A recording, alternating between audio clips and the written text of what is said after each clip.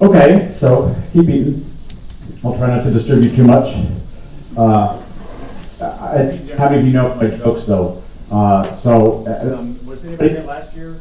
Is this working? Yeah, anybody was here last year when I... Okay, a few hands. 2 years, okay, so I can tell some old jokes, that's good. Not too many, because this is, how many of you were involved? Is there anybody here who's not a ePorfolio designer, activist, user? A couple of you sneaked in. Okay. So good. So for this group, I don't have to tell you what Twitter is. That's good. I sometimes, my favorite question is, how do you create a hashtag? Is it safe? You'd be surprised. So I'm going to talk briefly, as I often do, about what I think are the challenges and the epic changes that digital technology brings to our campuses and to our students. And those of you who came to the session yesterday, I did mention these, so my apologies. But our relationship to knowledge is fundamentally changed. Most of us, the old people, we grew up in the knowledge-scarce world with the encyclopedia thing, and the books and the libraries and all of that. And that idea that those curated sources, right? The encyclopedia, most of them, they don't have authors, right? They're just knowledge. But it's a curated source, but it's also scarce. And so now students come to campus with a phone that knows more than any of you, has more information than all of your libraries put together. But it's a messy, complicated source. And so that's a big change, not only in what students have access to, but in terms of how they think about knowledge and how they think about content, right? People often think, everything on the internet is true. I found it on the internet, right? You've seen that source, but it was on the internet. So one of my students posted this on Facebook, and I'm sure that none of you were gullible enough and young enough to think this is true. But of course, for freshmen, this is outrageous because the news nerd, they don't know that's a satire site, and you think, okay. But what about adults? So let me introduce you to the police chief of Annapolis, Maryland, the poor guy. Put his hand on the Bible. He did. He testified that 37 people were killed in Colorado on the first day of legalization. He swore to this. The only problem, his source. He needs a course in satire. So this is also a satire site. So this is actually confusing. So our government is now being run based on data that's from the internet. And you think, yes, okay, but surely CNN and BBC I can trust. Silly people. So this is where we get into something, right? Again, content knowledge, where you and I understand the difference between what's a real source, what do you cite, but our students are truly confused, as is actually the general population, as to what user-generated content means. These are both user-generated content. Sounds good, right? I mean, most of us use Yelp, right? We determine where to eat based upon other people who ate there. Sounds reasonable. But neither of these has any truth in them. And the asteroid story actually got millions of hits. But the haircut, you do not need that haircut to be a student in North Korea, much as we'd like to believe that's true. So we're going to have to talk about relationship to knowledge today. The second is social proximity. And again, those of you who are on Facebook understand that this is a profound change in the nature of human existence. Students connect to each other in different ways, and that's something we need to be concerned about. And for those of you who don't believe me, find a person under the age of 30 and ask them about dating. I'm serious. Those of you, having children is a wonderful thing, especially if you're a college professor, because it keeps you in touch with things you really wish you weren't in touch with. So I'll tell you the one story. Those of you who've heard it, my apologies, but it's a totally true story, so just don't tell my daughter. But she does text me on a Saturday night. This thing, right? Daddy, we've met some boys. Great, just what every parent wants to hear on a Saturday night, And of course, you love it when it says, I'm with the roommate, and she has a question. It's like, Doctor, I have a friend with a problem. It's not me, of course. It's like, I know enough to know that's not a good sign. But so we've met some boys, and I say, well, that's great, fantastic. And she says, no, it's okay. We've checked them out on Hula. They're okay. Those of you who don't know, Hula is an STD app. And you can post your records, and then other people can see what your status is. You couldn't make this up, people. And of course, the good people of Hawaii objected to this slogan of helps you get laid, right? So they had to change the name. So they're now Healthvana. Yeah, really, because it's right. It's medical records. You can release your medical records to the opposite sex because you want to. So I've checked on Hula, Daddy. They don't have gonorrhea or other things. It's okay. I'm thinking, great. What do I say? She says, oh no, and they got good ratings on Lulu. Yeah, you should know about this one. Parents, so all of this is a site for girls. So everybody on your campus, all the girls on your site have access to Lulu, and Lulu uses Facebook data to pull the data on all the boys on your campus into its database, where the girls can rate them. So boys, you don't know you're on Lulu, but you are. And the girls are saying stuff about you, and yes, it's that specific. How was he, girls? And, right, how many stars?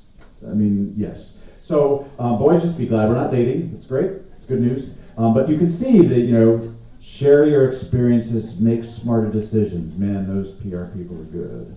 So she says, so they got good ratings on Lulu, Daddy. And I think, well, that's great, sweetie. What are they like? Well, we haven't actually met them yet.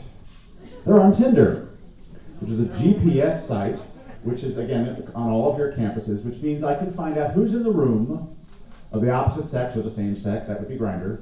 I can find out, and I can have a little chat conversation with somebody who's in the room, who's met my other criteria here. And so I go, honey, those are strangers. Right? What every parent says. She says, no, Daddy, it's safer this way. So if you don't believe that the technology has changed the meaning of social proximity and how you pick who you're going to sleep with, and what it means to know someone, right, what intimacy is all about, you need to find a teenager to help you out. So office hours are simply not going to work. Your office is the inner circle of hell. It is in the basement someplace. You're not there all the time. All of that is, you're safer on the internet. So if you really want to connect with your students, and connect is going to be a theme today, if you really want to connect with students, you've got to have an online presence. You've got to have some way to connect with them and be real outside of your physical office. And so the last change is customization and gaming, right? That the world is now full of levels and points. We all like points. And we collect Marriott points and American Airlines points, and the world is being gamified as we go along. But it's also being highly customized, right? So you brush your teeth a lot, so you don't get quite as many points. But you need a real problem here, so we're going to give you more points for brushing your teeth. And this is coming, and it's happening in our courses already. And it raises some really interesting questions that I want you to think about. So textbooks that some people still use, even e-textbooks, are from the old model. They are knowledge-scarce, right? They are curated sources, and everything in the textbook is true, unless you're in Texas. For everything but evolution, no. But right, in a sense, a textbook is this kind of weird, trusted source, right? And so in life, you don't get a textbook. Right? When you get a job after college, and they say, so I want you to find out something, and you say, well, where's the textbook? Where is the trusted source? I mean, right, the company manual? Who reads that? Right, the company policy. Here it is, all of the things you need to know. No, you need to know more than that. But if you train students using a textbook, and a textbook is based upon this idea that you don't have access to the information you need somewhere else, so I'm going to hand you this sacred source. Right? So students look at textbooks as a very kind of weird thing, and they should, because they've really outlived their usefulness in a way. They're a relic from this older age. So the world is now knowledge rich, and Google is of course the way that people get information these days. And again, you can ask your students what they do. Again, my daughter says to me, "Daddy, you'll be so proud of me senior year." Oh, great! I've saved you lots of money. How? So, remember the iPad? I said, I remember the iPad. Boy, do I remember buying you the iPad as well. Professors assign readings, and you can usually get one chapter for free on the iPad before you have to buy the book. And so after a couple weeks of class, I realized I don't need the books. I can find it all on Google. So I didn't buy any textbooks. That's not an unreasonable, proposition. That if I don't need the textbooks, why would I spend $500? That's bar money. I could find information I don't know on Google. The problem, though, is that while Google is knowledge rich, it's also messy, right? It is all sorts of stuff mixed together. There is satire in there too. Textbooks are generally not very good at satire. You don't have to worry about that in the textbook. And you think this is one, but Google is actually customized for you. So what you get and what you get are different on Google, and that may be okay, but Google's reasons for doing that are not because they're your professor. And a textbook was customized in a different way. But most importantly, Google is disaggregated, right? Your phone, all of that content out there comes in smaller and smaller bits. It comes without context, right? So it's true, you can find out lots and lots of things online. You can find out most things, but it's not contextualized for you. And so this is a place where I think both the digital tools, the ePortfolios, and what happens in the liberal arts education actually work. So I'd like you now to Google yourself. You have a device, go to Google, and I'd like you to Google yourself. Again, you could put in your name, what version of your name, what your mother calls you, you choose. But take a second here. If you have a device, if you don't, shame on you. Actually, I have to say that the freshman classes with everybody on there. Don't ever complain about freshmen or students on Facebook during class until you've come to the AAC&U President's Luncheon. I don't ever think I've seen that many laptop devices on at once. Can't believe the internet's still working here. So those you have, so Google yourself, and you'll get some results. And then I'd like you to find a partner, a neighbor someplace. I'd like you to ask your neighbor to Google you, and I'd like you to compare the results. So half of you. So you leave your device open, and then find somebody next to you, and then take turns, and then have your neighbor Google you, and then compare the results, right? Because they should be the same, shouldn't they? Right? It's Google. It should tell you that, what is the information about you. So I'd like you to just compare what somebody else, some random person next to you finds about you on Google.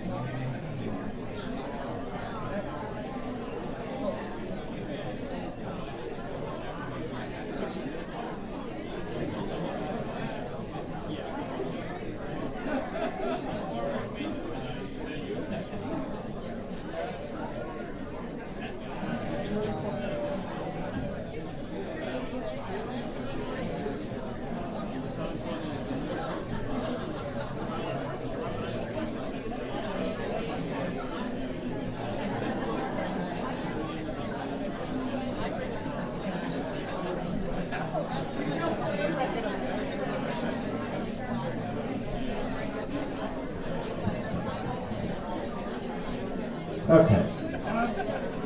Anybody find anything you don't want to know?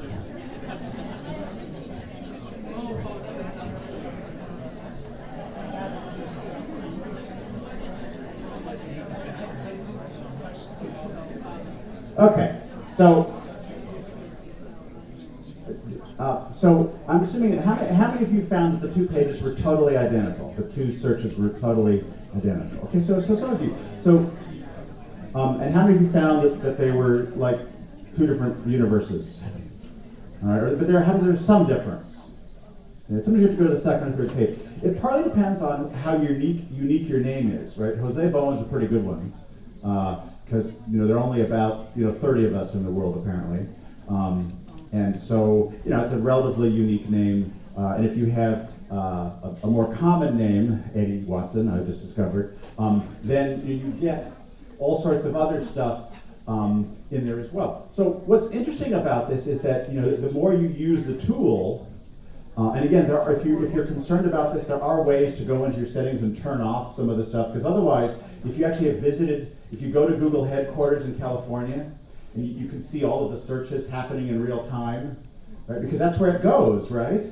All of that data is being captured. So in truth, Google is personalized and customized for you to give you think about it, it's a totally reasonable business model. Google is wanting to give you what you want, not what you don't want. Makes sense. But that means you're less likely to find things with which you disagree, right? The stuff that's bad about you is less likely to show up. If you're a CNN watcher, or you're always clicking on the New York Times, you're probably less likely to get hits to other more conservative sources, but et cetera. So in a sense, Google is doing a perfectly reasonable business thing. But think about this from a point of view of if students are graduating and Google is their primary source, they're using this all the time. Google is really your personal Fox News station, right? It is all the news you want to hear and you will agree with all the time. And it's designed that way. It's not designed as a way to say, I want to find opinions with which I disagree. Google's not going to help you there, right? You're going to have to find a way to subvert the system. So on the one hand, Google is customized, but that also creates a problem for the way that we interact with the world. And Google is also messy and disaggregated. So these are the statistics from last year to today for how people got to my teachingnaked.com website. So you can see how many people searched naked teachers, number 1, naked teacher, number 2, teaching naked. Of course, teaching naked could be, really teaching naked. Some people are actually looking for teachingnaked.com. I'm hopeful they're looking for me. But, nude teachers, I think that's not a mistake. You were looking for nude. You weren't looking for naked. Nude classroom, I think maybe they misunderstood. Nude teacher, nude teaching, naked teacher in class, naked in classroom, teaching naked book. Well, okay, that's probably me. Naked teachers with students. Excellent. And then, of course, there's teacher nude porn. That's pretty specific. They're probably not looking for me. Right? So on one hand, my publisher's thrilled with this data because lots of people are coming to the website. But here's what you will find interesting is that I can now look at this and I can tell you that about 30% of those people who were looking for naked teachers and even nude teacher porn click through to a Cognitive Wrappers handout. So what is that about? I mean, is that when they say people get distracted easily on the website, man, I'm looking for porn. Ooh, look, pedagogy. That starts with a P. Sounds kind of rude. Pedagogy. I'm going to investigate that. I mean, but what this tells you is that on the one hand, so this is how random. And again, of course, the library was random too. Dewey Decimal was random. Right? You'd remember the librarian, you'd be walking down, you'd say, oh, look, this looks interesting.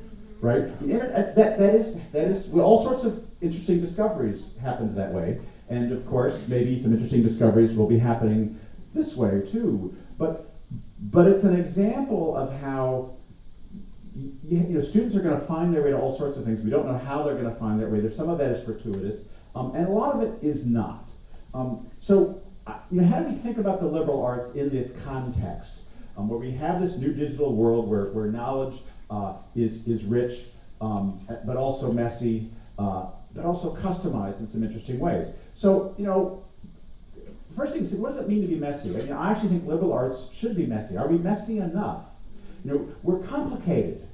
You've got to take one of these and one of those in this series, and you have to take that, and you have to take this before you take that, and then you can't graduate until you've done this, and you have to take 3 of those. I mean, oh my God. That's why we need computer systems and advisors to help do it. So we've made it complex to graduate, but have we made it messy enough? I mean, in some sense, there might be something good about the people who are looking for porn and now are talking about pedagogy. Our people stumble into things. As a music teacher, over the decades, I gradually made it easier for my students. Right? I used to say, go to the library, and I want you to find some recordings where Bud Powell is playing the piano. And they have to go there and say, well, Bud Powell may not be on the album cover. He may be playing the piano on, a Dizzy Gillespie record. So I'd have to. So they were kind of in there in the mess, trying to figure out, well, how do I find a record where Bud Powell is playing? Because he's not the guy on the cover. He's just a piano player. And so this is why that's taking you so long. I'll just make a cassette for you with all the Bud Powell recordings I want you to hear, which they love. Or I'll just make a CD for you. I'll just put the files on Blackboard. And of course, students were happy that I had made less work for them. But by making it less messy, I'd also taken away some of that process. And so now I have to think, well, of course, there is no more card catalog. That whole, my whole methodology would say they could do it on the computer, but that's not the same thing. So, how do I make it messy again? So they have to get in there and kind of find the stuff that you do, which is, of course, much more like real life. So are we messy or are we just complex in the liberal arts? And so customized is interesting. On the one hand, we like to think we're customized. But again, I would say we're not customized, we're curated. Right? We have our majors. We have our 30 majors. And then you have to fall into one of those. And yes, the three of you who want to do the individualized major can do that. So customized can be good or it can be bad. And that's, I think we have to wrestle with. That Google is customized in a way that can be a very, very big negative, right? So in a sense, we want to be customized for our students. We want to be curated for them.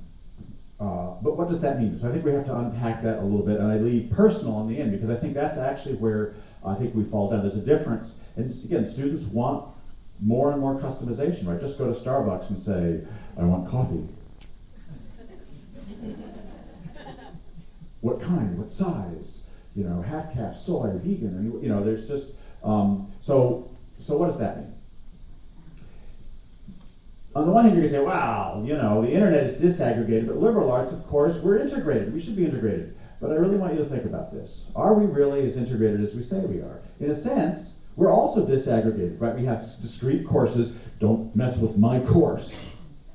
Third semester, I get them. Just me.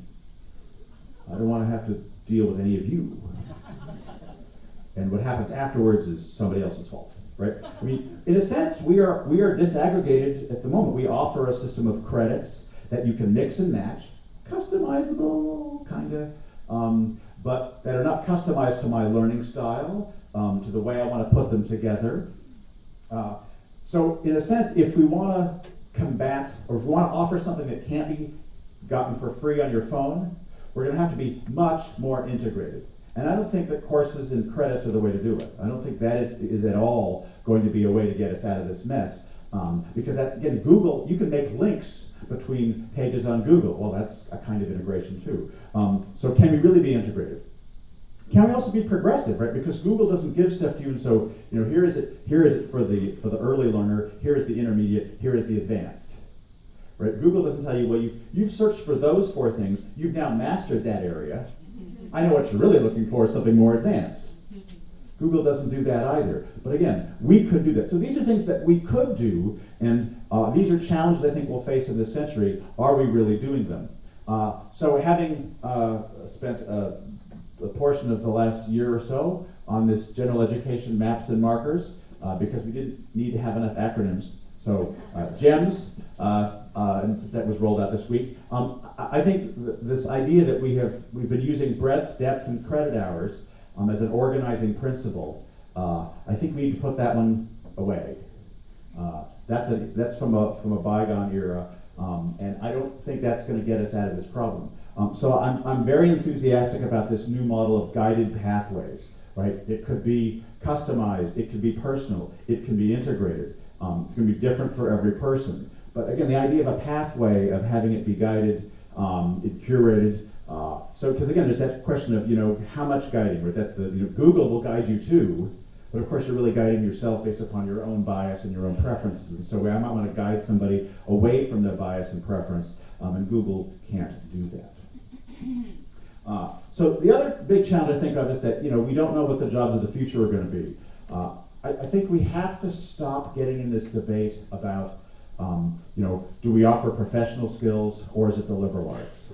And I think my answer is a little complicated. The first is that the liberal arts are professional skills, that writing and communication and critical thinking have all just increased in value, right? Knowing lots of stuff has actually decreased in value. Being able to learn new stuff and be analytical and critical of that has just gone up in value, and that's actually what the liberal arts do. But we have a problem. The problem is that the liberal arts has two words in it that people hate. So with due respect to my colleagues, I was at the panel yesterday on the Phi Beta Kappa spending large sums of money trying to convince people the liberal arts are safe for their children. And I have to say, I think that it's like a brand that's gone bad. It's really hard to revive a brand. It's better to have somebody they've never heard of you. It's much better to have no brand awareness than to have, oh, aren't you the people that brought us, no, we don't want that. So in a sense, I think, we've lost that battle. And so we need to talk about professional skills. It's not that bad. It's not the same thing as vocational training. Professional, lifelong skills. Professional is a good word. We got to get over that. But what we do really is not give you specific training and specific skills beyond preparing the mind for the unknown. That's really what we do. There are going to be new things for you to learn. We don't know what those majors are, because we could make new majors. I'm going to have 30 more majors that you don't have. You got to come to my college. Yeah, but in 5 years, those majors might be old too. I can't invent my way out of the problem. I can't have majors growing fast enough. And as you know, we're actually pretty good at inventing majors. We just never kill any off. So we end up, we all have 1,000 majors. Well, why not just allow customizable degrees, or get rid of the degree entirely, or get rid of the major at least. So we have to clarify our goals, and our goals can't just be a major or a certain number of credits. Like this whole credit hour thing is totally out of control, right? Think about it. We know that the time it takes you to learn something is variable. So what do? We create a system where the time is constant. Right? So everybody gets a degree after 120 credits, even though we know that people have learned different amounts of things, right? Some people have learned a lot in 120 credits. Some people haven't learned anything. But we still give them the same pieces of paper, right? Because they sat on their butt for 120 credits, right? That's to give them the degree of the wrong part of the body. We've got to get over that. So the goals need to be cognitive. They need to be learning goals, not time goals, because we actually know that learning should be constant and time should be variable. Right? We should really say, look, this is how much you're going to learn. It may take you a little longer, but that's okay. This model, to me, this is like LASIK. I have better eyesight now because I paid $1,000 an eye for 20/20 vision. I didn't pay for surgery. I paid for an outcome. And in fact, if the first surgery hadn't worked, guess what happens? I get a free second surgery, or third or fourth or fifth, until I have, right? Now, I don't want more surgeries. And the surgeon doesn't want to do more surgeries, right? We both have an incentive to get this done in the fastest amount of time. But I want to pay for an outcome, right? So I would call this learning-based pricing. You're going to learn this amount, and the amount of time it takes is variable, but we both have an incentive. So what are the goals? What are we really trying to accomplish in a liberal arts education? We've got to clarify the skills, and especially the literacies, because literacies to me implies context, right? Again, the Google is lots of facts disaggregated. What's the context? How do I understand when I encounter new things? So they're digital literacies, certainly. Coding, we talked about, someone asked me about yesterday. But writing, but communicating, again, is a literacy. It's not just, do you have good writing skills? Or do you know how to make a video? It's, when should you make a video, and when should you send email, and when should you write a book? Those are literacies. Those are more contextualized skills. We also know, I'm very, I'll come back to it. Evolving skills. I think the skills are changing. We can't give them all. The most important skill is the ability to learn new things. And that is not currently what's succeeding in our liberal arts colleges. So for portfolio people, don't make it a static portfolio. If I have a portfolio when I graduate, lovely. That'll last about 6 minutes. right? If the portfolio isn't something that you know how to update on your own forever, it's useless. It's like a resume, right? Is anybody here still using the resume when they were a senior? You've not updated it since you graduated? No, of course not. You have to update the thing constantly, and so there are lots of articles about how to do this, and great. So it has to be an evolving thing. But to me, the biggest issue with technology is that it's disaggregated people. We can now date without having to meet. There's even sexting. You can apparently have the whole thing. You can consummate too without having to meet. I guess that's safer in one way. But right, we have to reestablish connections and relationships, and I mean those both with people and with ideas, creating communities. But technology tends to disaggregate us. It tends to separate us and to create lots and lots and lots of more content that's without context. So there's this idea that the future businesses in 20 years will all be specialists or aggregators or integrators. And I think this applies absolutely perfectly to higher education or to education, right? So there are going to be some institutions that can be specialists, right? The most Nobel Prize winners in physics on their faculty. That'll be great. How many of you were at that institution, right? I mean, that's not going to be most of us there, but those institutions that have the specialists, we have the best dentistry program anywhere. Great, fantastic. But for most of us, there will be a competing content model on the internet of free courses from Stanford or Harvard or Yale that will offer bits. One course on organic chemistry. And of course, those units will probably get a little bit bigger. But even those are simply going to be cognitive chunks, right? And we all know that college is more than just the cognitive piece. It's more than just what you learn. It's more than just adding more content to the stream. It's all of the other stuff. It's learning how to deal with your roommate and her sex toys. It's learning about how to be on your athletic team and who you think that wasn't a true story. Yes, all the things that you learn from your children and from students, right? So all of that other stuff, I mean, we just think of all the money we spend on this, right? On the rock wall, the athletics, on the dining hall, dormitories. Do we need dormitories? If dormitories, some people pay for the dorm as spa. It's fun. Best 4 years of your life, right? The market for those people who will spend that money to send their kids to a spa for 4 years is shrinking, and it should be. Yay us. But if you're going to have kids pay to live on campus, then the living on campus has to contribute to learning in a way that you couldn't get at home. Otherwise, you'd stay at home and do something online for free. You're a lot more expensive. So are you integrating all of those experiences, the student affairs, the athletics, the dining hall, is wellness a part of the campus? Is wellness a course? No, wellness isn't a course. That's only the academic answer, right?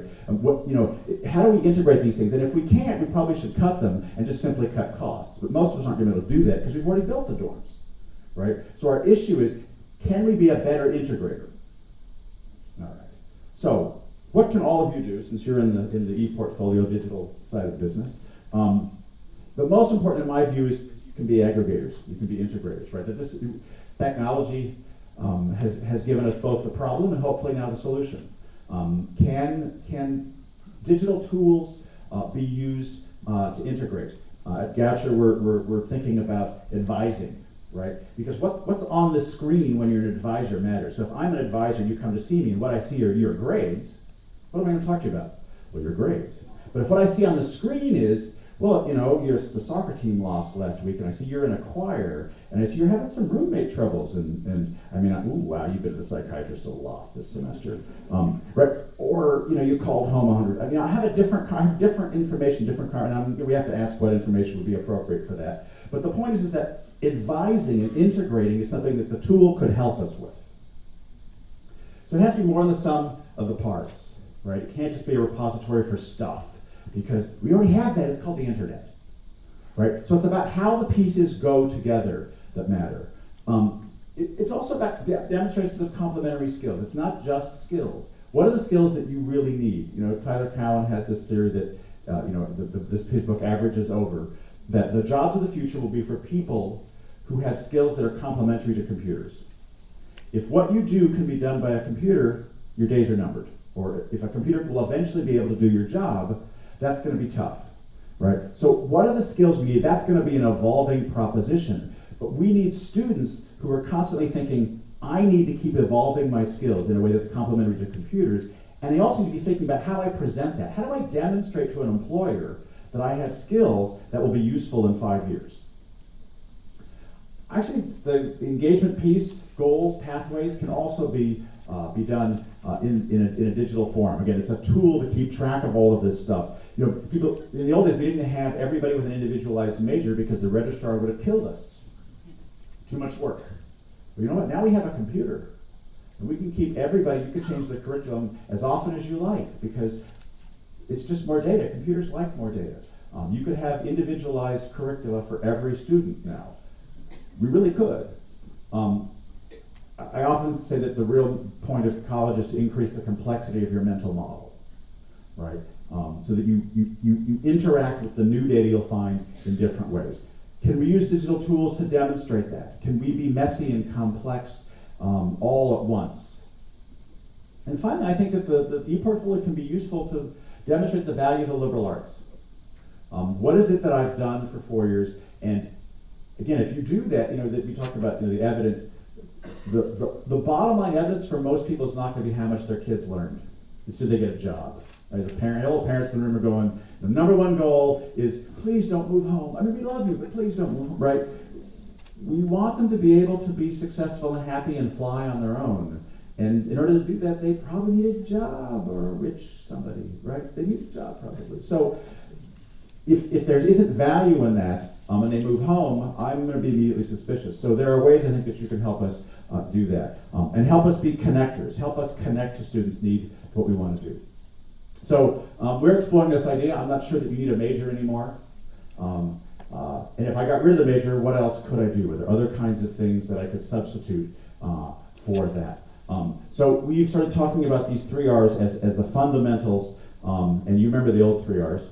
The first one starts with relationships. This is the lowest hanging fruit. We're all reading Dan Chambliss's book this semester, How College Works, right? All of the data points to the conclusion that students who are happy with their college education, right? The Gallup data that's just come out, you know, all of the data from Ken Baines, it all says the same thing. The biggest thing that needs to happen in college is for a professor to care about you, to care about your learning, to be involved and engaged with you and say, I care about your learning, I believe you can do it, I have confidence in you. It has nothing to do with technology, it has nothing to do with content, right? It has to do with, did you connect with somebody in college? That's the number one thing. It's also a fairly cheap thing to do, right? It doesn't take any money, it doesn't cost, you don't have to build a system. But if we can increase relationships, students are more likely to graduate, persist, and they're more likely to get a job, and they're more likely to be happy later in life, which again, for most parents is a key. Second R is resilience, right? It's also called grit, which doesn't start with an R. So resilience does, and so that's a way to think about this quality of persistence, of getting back on the horse, of continuing. And again, we know that to be a lifelong learner, you're going to have to encounter new data. And what I'd like you to encounter is not data from Google, with which you already agree. What happens when you encounter data that totally destroys the way you look at the world? Are you willing to get in there and get messy and say, you know what, I can't process that because I disagree with it? That's got to be what we do. And again, the data that we heard yesterday is that we're not doing that. We could fill them with content, but we're not filling them with resilience. And finally, reflection, because learning new things only matters if you then integrate them into your own patterns of thought and are able to say, now I'm going to change the way I think. Right? So for me, the key job of being a faculty member is to change minds. Our system needs to be built, and whatever you do technologically, whatever you build, the real goal for democracy, the real goal for liberal arts education, is to create people who can change their minds. Because if they can't, then all that new information is just going to say, well, I've learned some new things, but I don't think any differently. But the world is going to be changing faster than we ever could have imagined. More new knowledge is going to be created. But the solution is not to create people who will be able to absorb content faster, right? Because it's not about absorbing. You know, we have this you remember arts appreciation, right? In my field of music, we used to say, well, I'm gonna give you some art so you can appreciate it. I'm going to teach you how to appreciate it, right? What I call the inoculation theory of art. You know, I just have to inject enough of it into you. If you knew enough about Beethoven, you'd like it. No, that's not actually how it works. It's not how teaching works. It's not how learning works. That connections, having you look at me and say, wow, I never thought about that from that way. So as teachers, the most important reason to go in the classroom is not because you know more than your students. Because people are confused. They think, oh, smart people are smart because they know lots of stuff. No. Siri is smart then. Siri's the smartest one in the room because she knows lots of stuff. No. So students are confused, parents are confused, and frankly, a lot of faculty are confused. What makes you smart is your ability to change your mind. If you don't have that, you're an idiot. You really, that's what it's about. So if you want students to learn that, the first thing you have to do is model it, right? So if you really want to engage and teach students and have them be happy and successful and healthy, you need to model that you as the professor can change your mind. That you as the professor are valuable. And so use this. So when someone asks a great question, you know, that's a great question. You may have changed my mind. Because Google never says that to you. Oops, I'm sorry, you were looking for contradictory opinions and I gave you ones that you right. Google never does that. But a human being can say, wow, you've made me have to rethink this whole problem. You may have changed my mind. And now the student says, wow, because students admire us, whether we like it or not, and whether we think it's true. They admire us because we're in the front of the room. That's really all it is. But whatever, you have the power to be a role model, to model for students that know, don't trust me, don't put any stock in me because I have degrees. You should want to be like me because this is what it means to have a more complex mental model. This is what it means to be intellectually curious, to want to find out new things. Because when you do all of that, the real goal is to change your mind. And there's nobody else in American society that has that power. They're not going to see it on TV from politicians or from sports people. I have no idea. Never saw those balls before, right? No one ever says oops on TV, right? So you have the ability to say oops in a way that most people in the media and on Google never do. And if you can build systems that will get us there, then you can help save higher education. So thanks very much.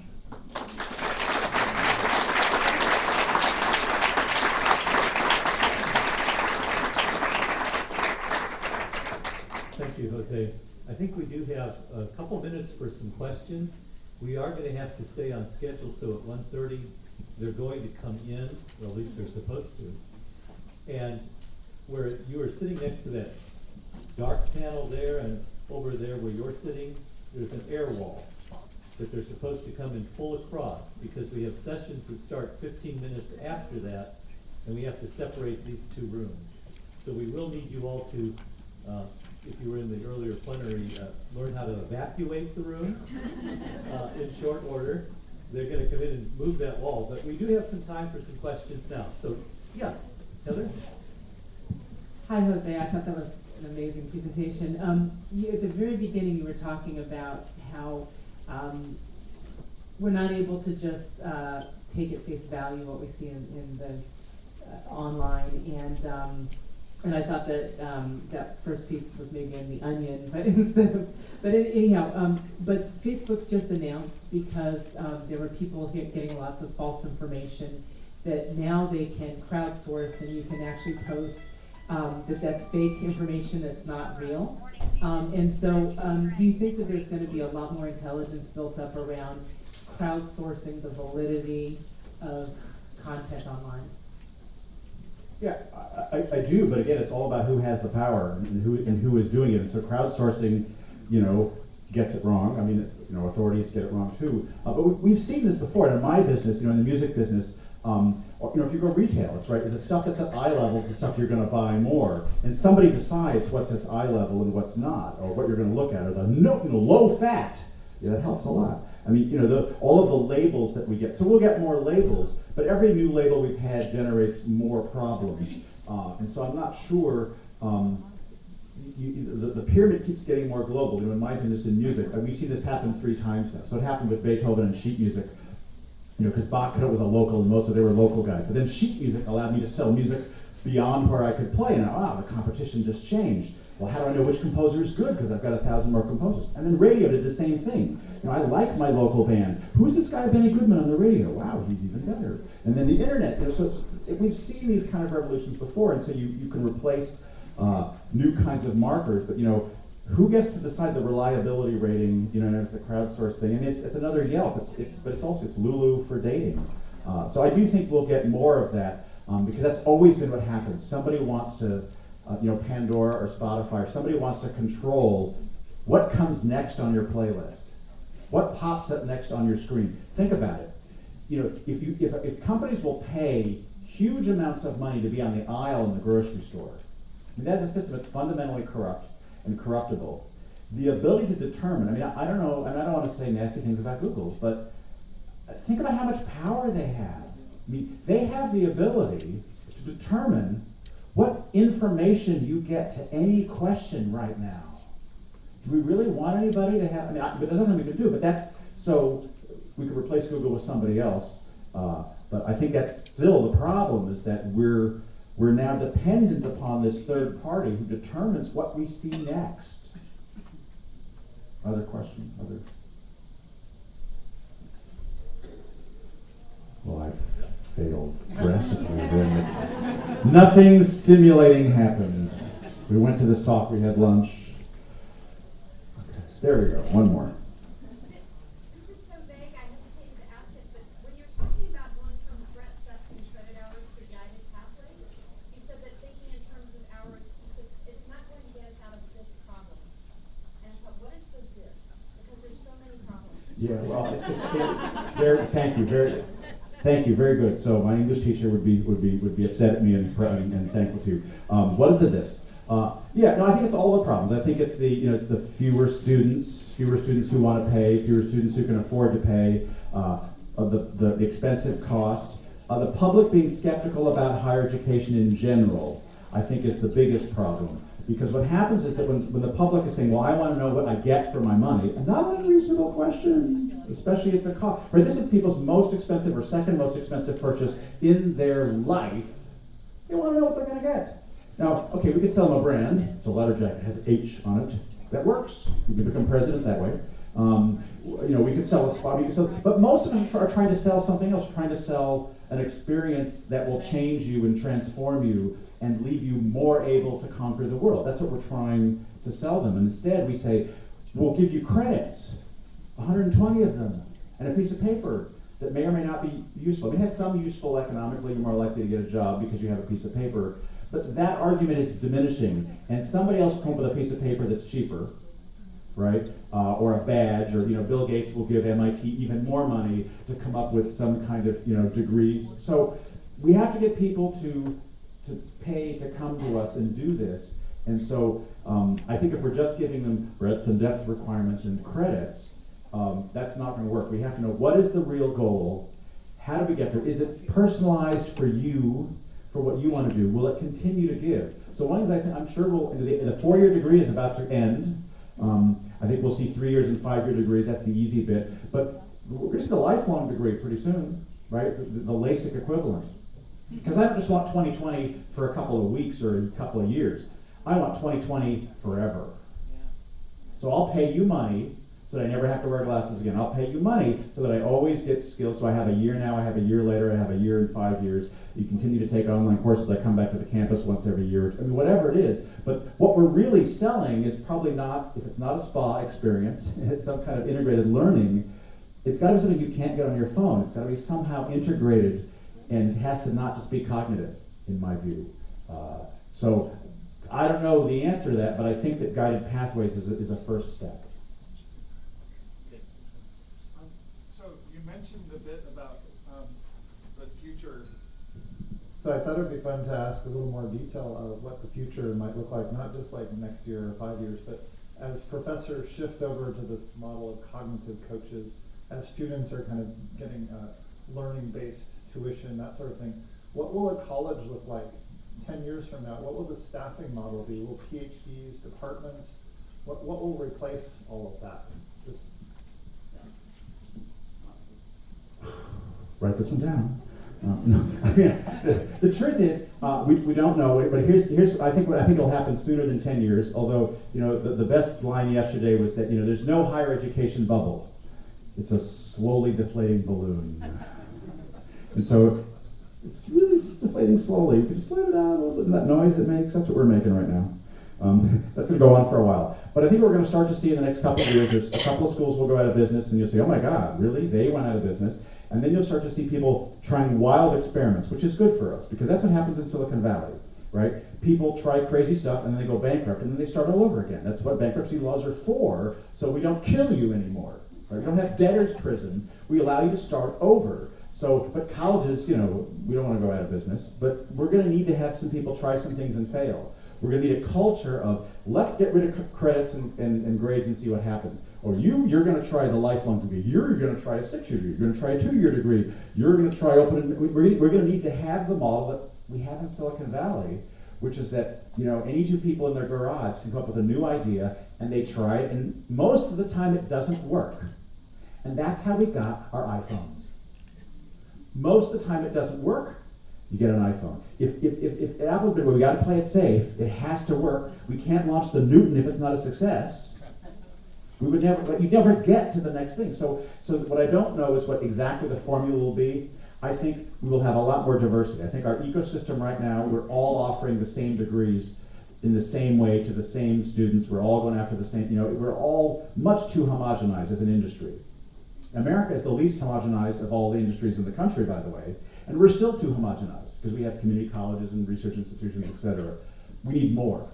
We need 3-month institutions in the mall. We're going to need to see what happens all over the place so that, in fact, it's messier, so that we see what works. Because the truth is, I don't have a clue as to which of those things is going to work, but I think that the people who take more risk are more likely to get there sooner and also more likely to fail. And so who's going to be the first? But I think that's what we're going to need. Otherwise, it's just a slowly deflating balloon, and nobody wants to be that. Join me again one more time. Thank you.